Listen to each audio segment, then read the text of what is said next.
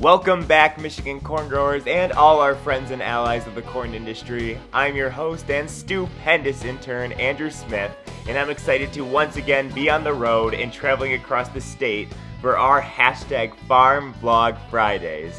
No bias at all, corn is my favorite agricultural commodity, but if I had to choose a close second, it would definitely be milk and cattle. This week, we will be getting a taste of both industries as we meet Blaine and Kim Baker of Bakerlads Farms, a 6th-generation dairy and cash crop operation. Enjoy! The original farm was 140 acres, I believe, if I'm right on that. Pretty close to that. I remember back in the 70s, 400, and it seems like Dad and Grandpa said at 480 acres for years, and now we're up pushing about 2,500. So, like everybody else, we've done a lot of expansion. My dad and Grandpa built the first milking parlor in 1956. Moved out of that in 68, added on to the 68 parlor a couple times. Put up a new parlor 2 years ago, 18. January of 18, we got into the current parlor we're using. Tore down the old dairy barn and built the first freestall barn in 89, doubled up to about 400 in 2001, and like I say, we're about at 500 milking right now.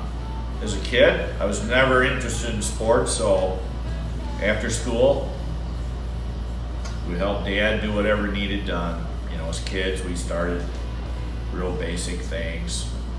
And then as we grew older, we picked up more skills and went from there. Still learning new skills today, hopefully, now and then.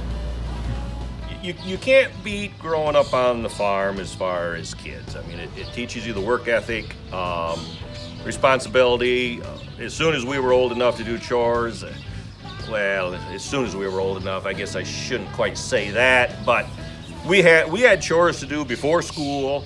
By the time we were in 6th, 7th grade, had chores after school. If we were in sports, chores were still there when we got home. And you talk to people outside of the industry. Kids that grew up on farms are a hot commodity. They like to get those people because of the ethic they are brought up with.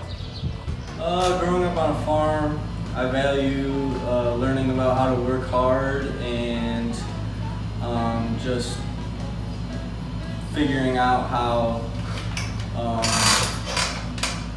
crops and animals grow up, and just learning alongside of my father and my uncle, and that was just a lot of fun to see how things work around here. I think it's harder now than ever. In my mind, it's just a lot more to know with this increased complexity of all the technology. Just to roll in here and start farming, it was a lot easier. I kind of grew up with change, where we started out real basic, and now we're fairly sophisticated, not nearly as technology oriented as some people are on the dairy end.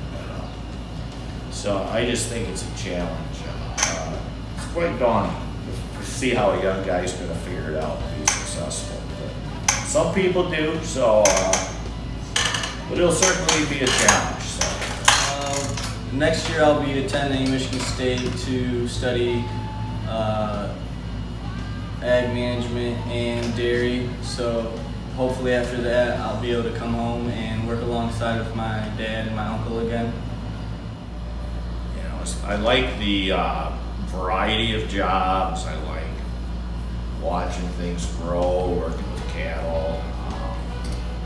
I see a lot of sunrises and sunsets. I like that too.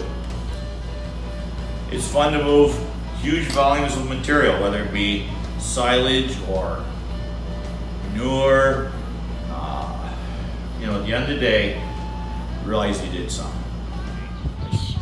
I enjoy planting the crop, nourishing it throughout the year, what we can do, and then seeing the final results when you go out there with a combine or chopper to harvest what you planted earlier.